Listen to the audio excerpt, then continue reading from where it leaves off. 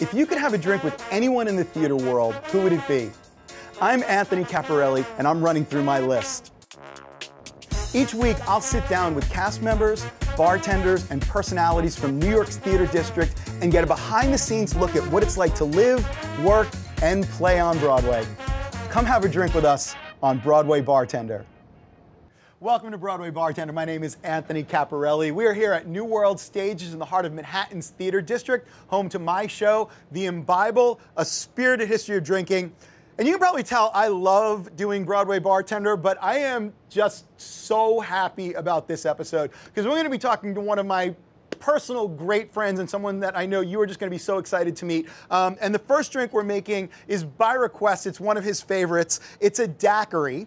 Now, we have done a daiquiri before on Broadway Bartender, but this one we're going to do with dark rum. And this is a little bit closer to the original daiquiri. We're going to use Zaya Grand Reserve rum. And what I want is 2 ounces per drink. So that's 4 ounces.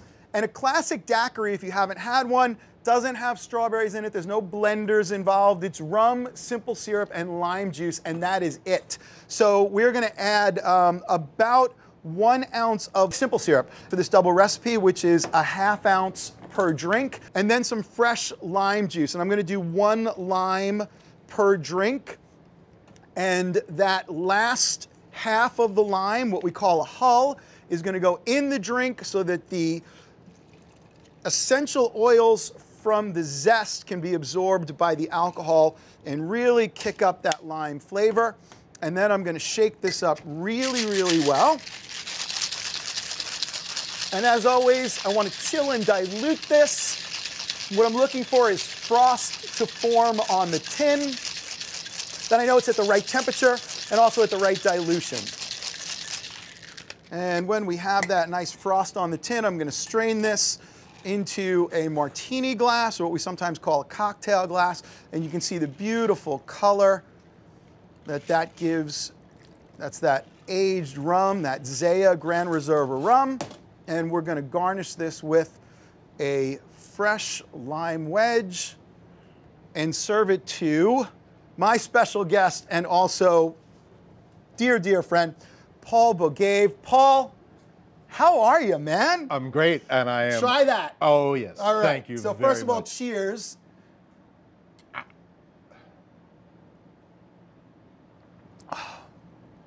Does that work for you? Perfect. Ah, that's Not nice. sour. No. No, that's very important. And Not that sour. aged rum gives a little bit of extra sweetness, so it doesn't even as much simple syrup as a daiquiri made with light rum. Now, if I down this, do I get another one right away? You get whatever you want, my friend. Okay. We have been wanting to have you on Broadway Bartender, I think, since we started.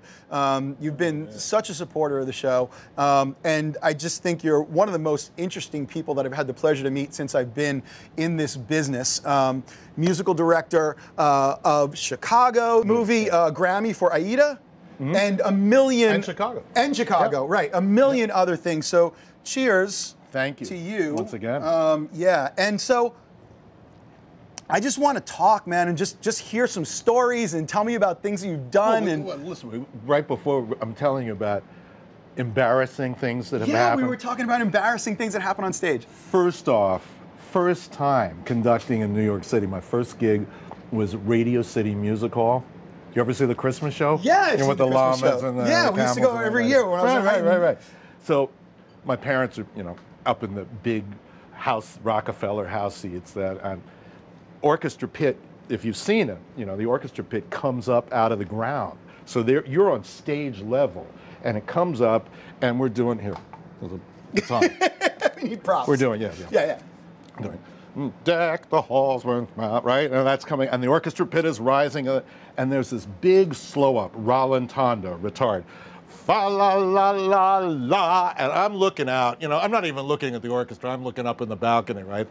And I go like, la, and the baton flies out like Cupid's arrow in a direct arc, lands in the middle of the tuba. Like, loser all time. Or not. Paul, how I would say you couldn't do that again for money. Nobody could do that. How do you do it? Because, yeah. So, right. I remember this, and all the first thing that comes through my mind, I had this great piano teacher at Juilliard. Best 3 words I ever heard from anybody. She used to say she didn't care if you could, play Pyrotechnicus and Rachmaninoff, and if it didn't have expression to it, right? So this guy would always play right in front of me, and he was great technically, and she would say, "Darling, very nice, but what are you saying? Express, don't impress." And I'm thinking, right after the baton, I go, that was the most perfect example of impress, don't express. Don't express. It's like karma, right? Serves you right. So what did you do? How do you recover from that? No, I'll tell you what happened. The baton comes back every stand. It comes back. They pass it back to you? Yeah, they're passing it back to me.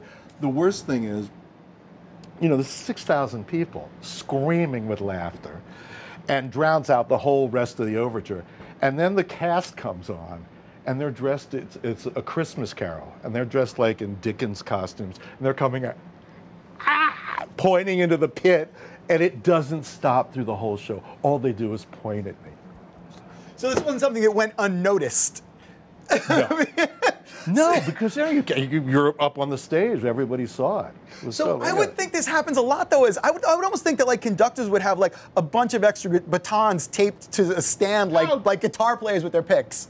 Well, I stuck one. We did a show on Broadway called Aspects of Love. Do you know that, Andrew, right? Andrew Lloyd Webber show, and it had this kind of jagged set that came out, and I went, boom, and came up with this stump. And broke it. Yeah. All that stuff. Things happen to me, Anthony. I don't. Maybe I bring them on. I don't know. I couldn't care less. I don't know. So this was your first big conducting gig was Radio City, the Christmas show? Yeah, it was. That's amazing, man. No, I had done one show in summer stock, and they were looking for 2 conductors, and I auditioned for that, and I got this incredible gig out of Radio City, a silent movie called Napoleon with a live symphony orchestra that Francis Ford Coppola produced. And his father, Carmine Coppola, who won 2 Oscars for The Godfather, was the composer. And he was like, he was the voice that Brando copied for The Godfather. Honestly. Oh, no, honestly. Guy who talks like that? Yeah, Francis Ford Coppola's father, Carmine. No and idea. That's my boss, right? Okay.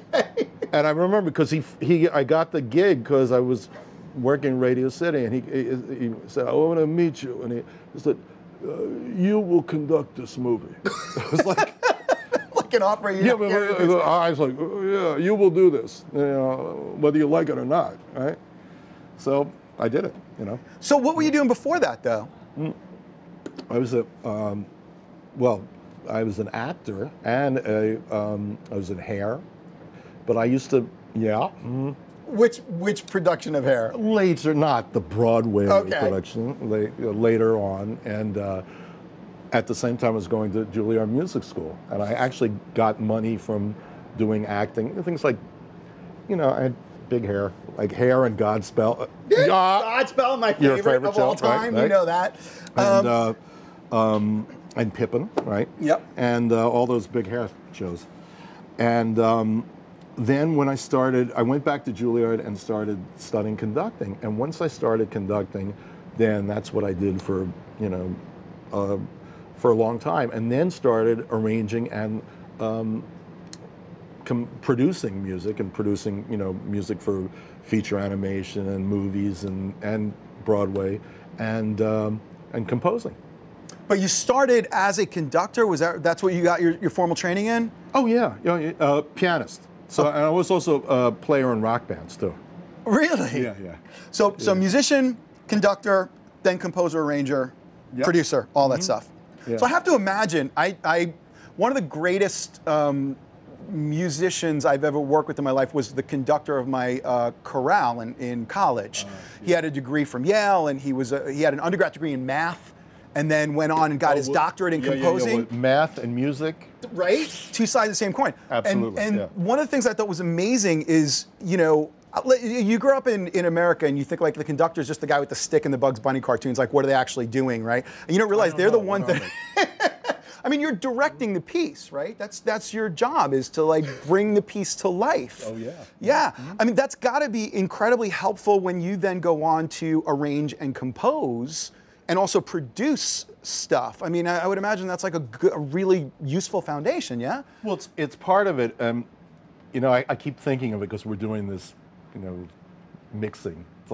It's about mixing. Yeah. It's about mixing together sounds and dynamics and, you know, like 3 parts of this and 2 parts of that.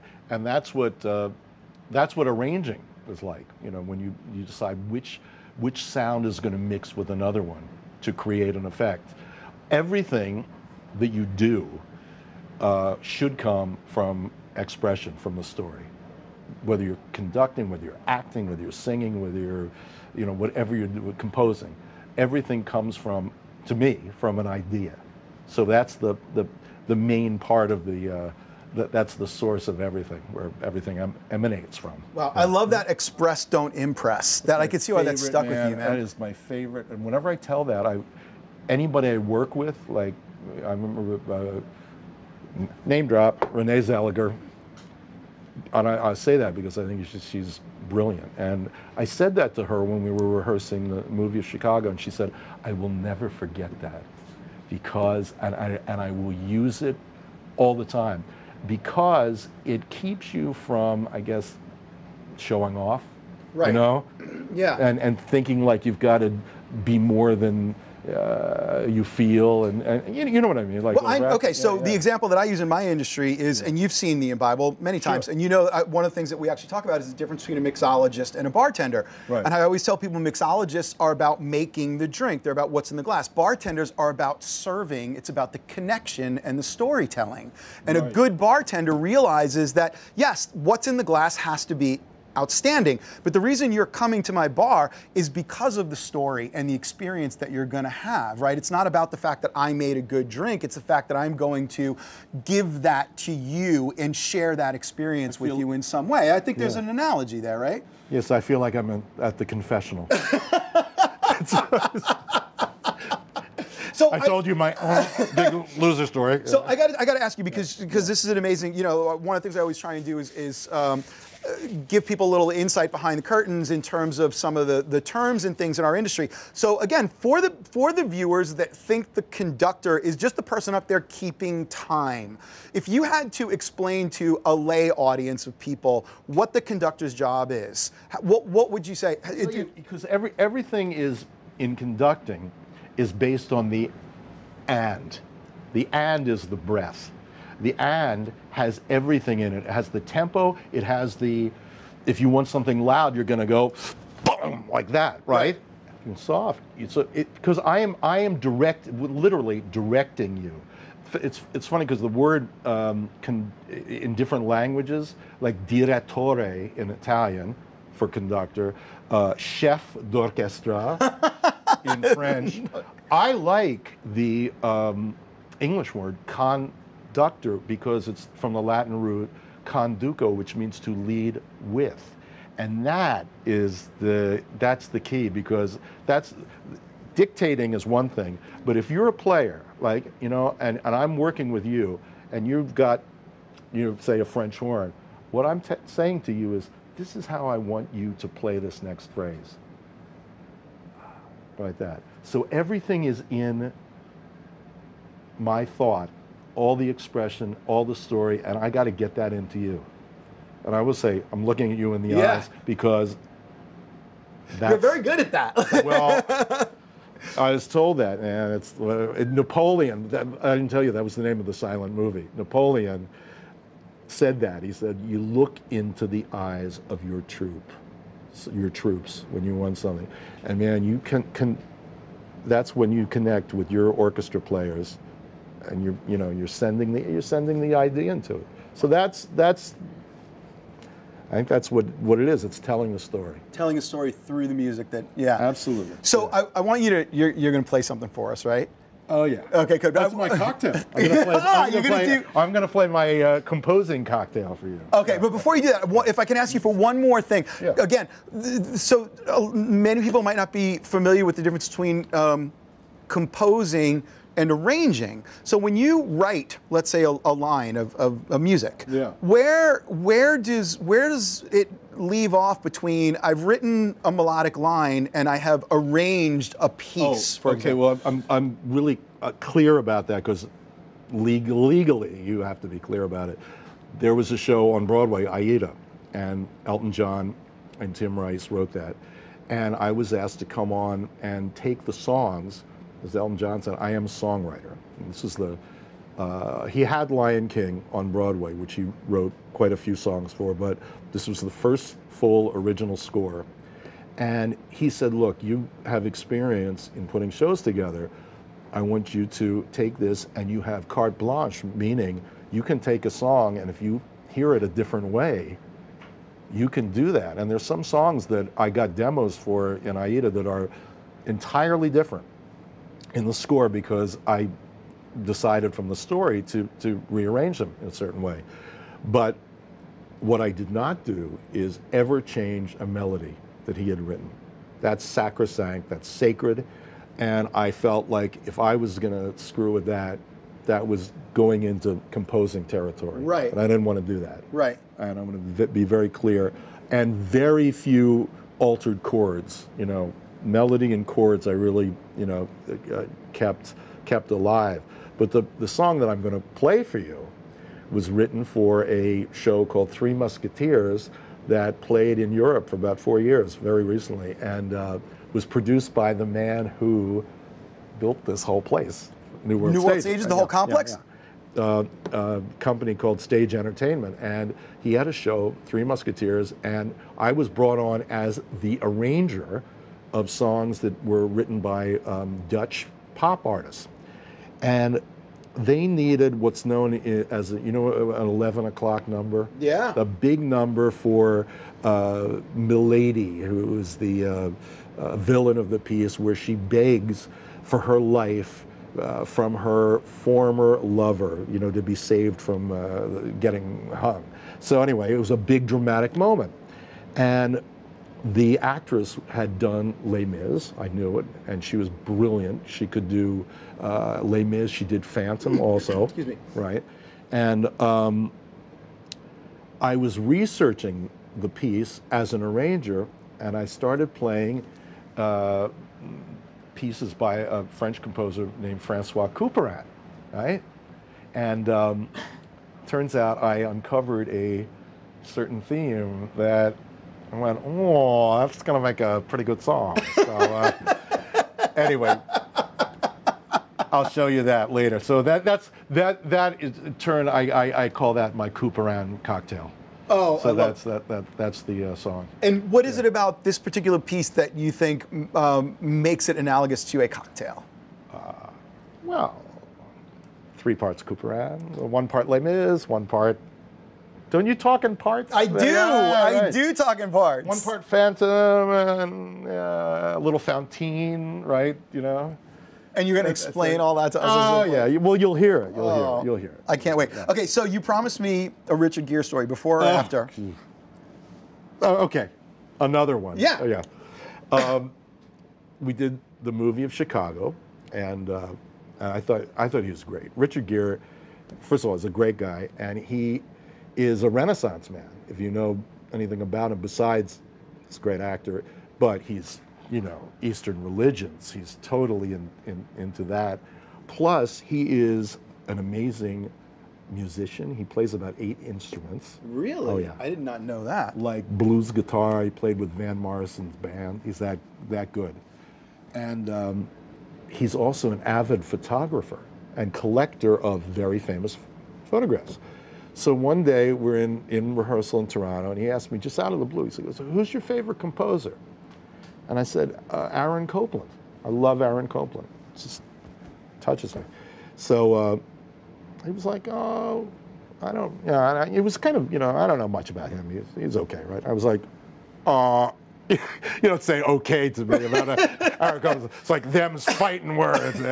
I said, no, he's really good. Anyway, so about two months later, my wife calls me. She said, you rate. And I said, why? She said, you got a Christmas present from Richard Gere. Did you tell him that you liked Aaron Copland? And I said, yeah, I told him I like Aaron Copland. She said, he sent you this like beautiful 8x10 photograph. It says, love Richard. And she was a very accomplished composer, and she knew Aaron Copland, Leonard Bernstein. She said, he's very old, looked like right at the end of his, and all you see is his face.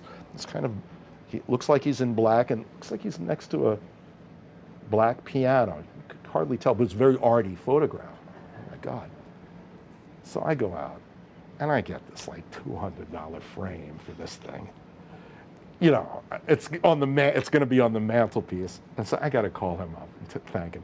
So I call him up, and I said, Richard, thank you so much for that Christmas present. And he was so like, he's very, very self-effacing. Oh yeah, well, what? Oh, you know, it's like that. It's a big deal. And I said, how did you remember that I loved Aaron Copland? And there's this huge pause, and then I hear, Aaron Copland? That's the Dalai Lama. He goes, boy, he's stupid. And I said, hold on a second. And I got to tell you, honestly, Anthony, I swear to God, separated at birth. In this picture, the Dalai Lama and Aaron Copland, they look alike. And he's standing next to something that looks like a piano. Right. You know.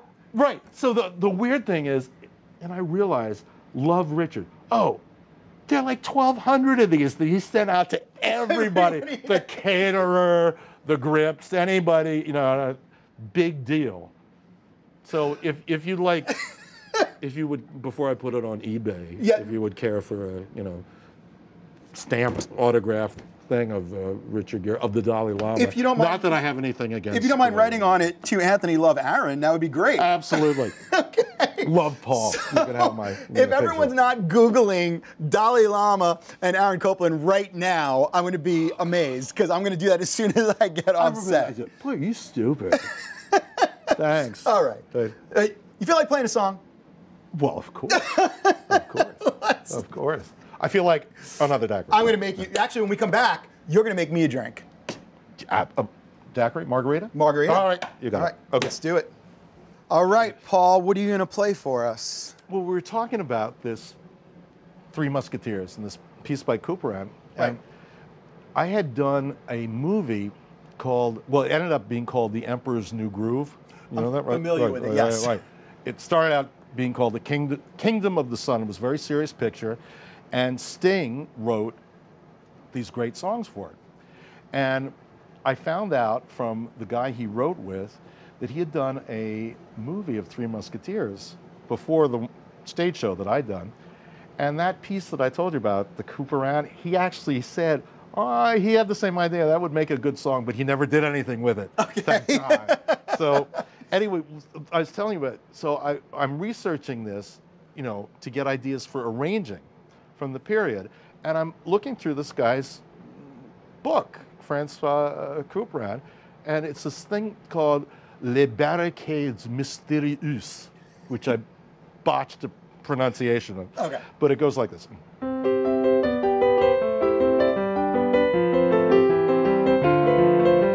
Kind of Bach-y, you know, Baroque, right? Beautiful, though. And I hear that and I go, there's maybe a song in there. So, like I told you, this great actress, singer, had done Phantom, had done Les Mis. So I wrote this verse that's kind of phantom-y.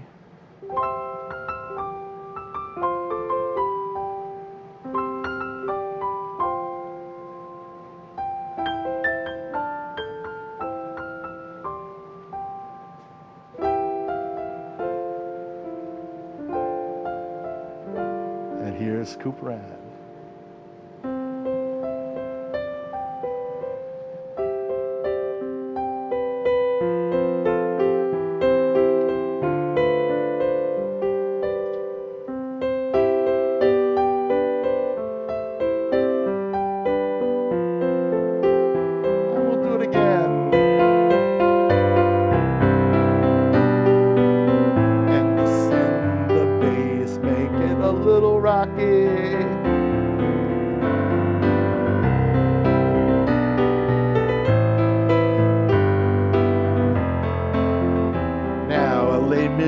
inspired bridge. Not stolen, but inspired.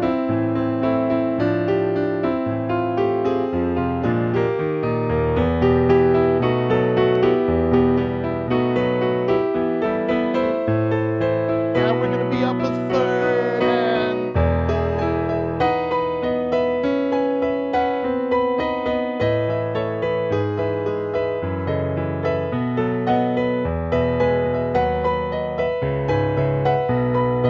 and she's getting really dramatic here and bring back the verse.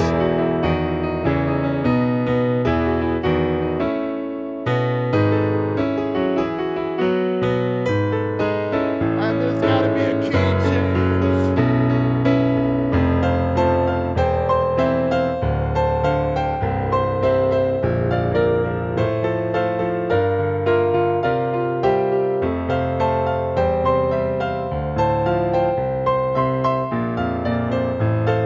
And getting to the end.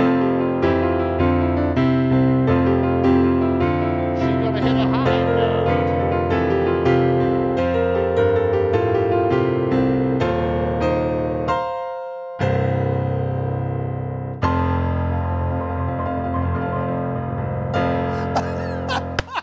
I know. Paul Bogaev big, on pretty big. Broadway Bartender. Music as cocktail, dude. I get it. Couperin cocktail. I get it, man. Yeah. Wow. Parts of one thing, parts of another mixed together. Oh, I yes. mean, that's so unbelievable to watch. First of all, to watch you play, but to hear it explained that way. Paul, That's it, man. thank you. Okay, I'm not just going to thank you in words. How about a little gift for coming on Broadway Bartender? A little Crystal Head vodka for you? Oh. Yeah? Packaging. And like you said, I'm a sucker for packaging. express I don't not- care what it tastes like. express not It impress. looks good. Taste the liquid. It's that good. Vodka, man. Oh, great. Thank you. Thank you No, so much. Paul, what a pleasure, my friend. That was incredible. Hey, you feel like making me a drink? Yes. Yes. Let's head back to the bar. You got it. Paul, that was amazing.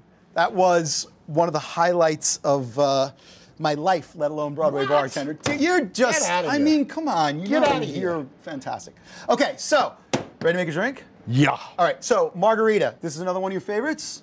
Awesome. My absolute favorite. Absolute favorite. Yeah. Mhm. Good. So right under the bar, we have a bottle of Corlejo tequila right there on your right. That is it. That's it? Yeah, that's it. So we're going to do about 2 ounces of tequila. So you're just going to turn it up, and you're going to do an 8 count.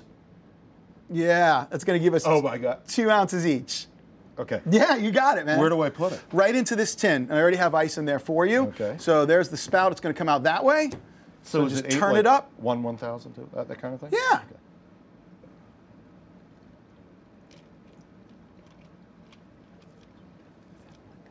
Look at that. It was perfect. I love And it. the lips are moving. Yeah. So now normally we would do, you can put that back in the rail. We would normally do like triple sec or something like that, but I'm going to kick this up for you. And we have a little Fernet Branca under there, which is just a lovely, lovely, spicy, wonderful, beautiful liqueur. And we're going to do a 2 count of that, which is about a ½ ounce each. So same thing. A little bit more. Yeah, normally you want the bottle like straight up and down. There you go, perfect. Good, good, good. You just, yeah, it doesn't matter. Put that right back in the rail. God. And then we're gonna do some fresh lime juice. You want a napkin? Yes, I think yeah, so. of course. Mhm. I always tell people, if you're not wet, you're not bartending. Thank you. That's Okay. and then you got to break something. That's the next thing that has to happen. But I took a little of we'll the wait for you to come embarrassment back out of that. on Yeah, that. thank you. Okay, so we're gonna do some fresh lime juice. So I have a citrus press right there. One right next to that. Oh, this one. Okay. Yep, Okay. good. So go ahead and open that up. And you want the lime to go in this side with the flat part down. So flip it over, just like that. Got it. Yeah, and then hold that over the tin and squeeze. Good. And we're just gonna do about a ½ a lime per drink because this tequila is just beautiful tequila and I really want that to shine through. Okay. Okay, so you can take that and then dump that right in the trash to your right, and then go ahead and put another lime in there, and squeeze that in. And then this one, when you're done squeezing, we're gonna drop in the tin so we can get all those beautiful essential oils from the lime skin into the drink. Okay. And this is going to be a very tequila-forward margarita. You can go ahead and put that right in the drink. Oh, the lime, yeah. Okay. Fantastic. Put that off to the side. I'm going to take that mixing glass and put it on top of the tin. And I want you to just gently twist it and pull it to one side. You'll feel it lock. Just kind of push it down. Oh, right. Yeah, Mm-hmm. Good. Good. Okay. There you go. And just kind of give Yep. it a twist and kind of push down on it. Got it. Got it? Yep. All right, good. One hand on top of the tin, the other hand on the bottom of the, on top of the glass, rather, bottom tin. Go ahead and give yourself a step off the bar, and then give it a good shake. Yeah, there you go. Good, really kind of get some, get some good. Percussion. Yeah, percussion in there. Good job. Nicely done. Okay. All right, so you can go ahead and take that glass off. Just give it a little twist. There you go. And we have the strainer, which goes on top of the tin with the spring side down. Yep. And then you're going to take this hand and make a gun, just like that, and take the barrel of the gun and put it right here, right outside of that tab. Yeah, and then just take those other fingers, wrap it around, and you can strain it into our 2 glasses with ice. Teacher. Hey, I know. Yeah, as far as you know. All right, and go ahead and just strain it right into there. Okay, right in here? Right in there. Right over the mint. Like there? Yeah, right, like just like that. And you're going to take the rest and put it into that one. Damn. And this is our Fernet Margarita with a little mint garnish, which I think goes really well with the Fernet Branca. And there you go, my friend. Oh, cheers to that and see what you think. Thank you. Ooh, you get that nice mint on the nose? I've never had mint in a margarita. Yeah. It's nice, now we talked about salt, right? We did, yeah, we did. Because I usually order it with, a lot of salt on. Yeah, so one of the things that salt does is it actually, so we always say in cooking, a little bit of salt enhances flavor. Right. A lot of salt hides flavor. So one of the reasons why, especially in fast food, they'll load it up with salt is because as long as we're tasting salt, we're happy, but we're not tasting anything else. It uses up a lot of the taste buds on our tongue. And in this, a drink that's made with a beautiful tequila like this, a beautiful liqueur, fresh lime juice, and mint, I don't think you need salt on this. The salt came about when we had lower quality tequilas that weren't made with 100% blue agave. We were using things like sweet and sour mix with all kinds of artificial ingredients. And then you would just put all kinds of salt on it, didn't really care what the drink tasted like because you were just tasting the salt. That's why I had the salt. Yeah, it also made you thirsty, so you would drink a lot more. Yeah. But that's not why we're drinking. I'm not making you this so you have 10 of them. I'm making this so you have 1 or 2 or as many as you want, but it's up to you. But I want you to enjoy the taste of the ingredients in the glass. Now, where'd you get the idea for the mint in it? So the mint, as I said, I think goes really, really well with the Fernet Branca liqueur that we're using. And I also think it gives a real nice brightness. And you know, for things like lime and lemon, very often if you want to pair a common herb with them, we pair mint. It's easy to get. But I'll tell you another thing that works really well with this drink is basil. Would have worked really, really well with this. So not, I don't think, any more difficult to get, but mint is just, most bars today have mint. Fewer bars have basil, although you just go right in the kitchen and you can get it.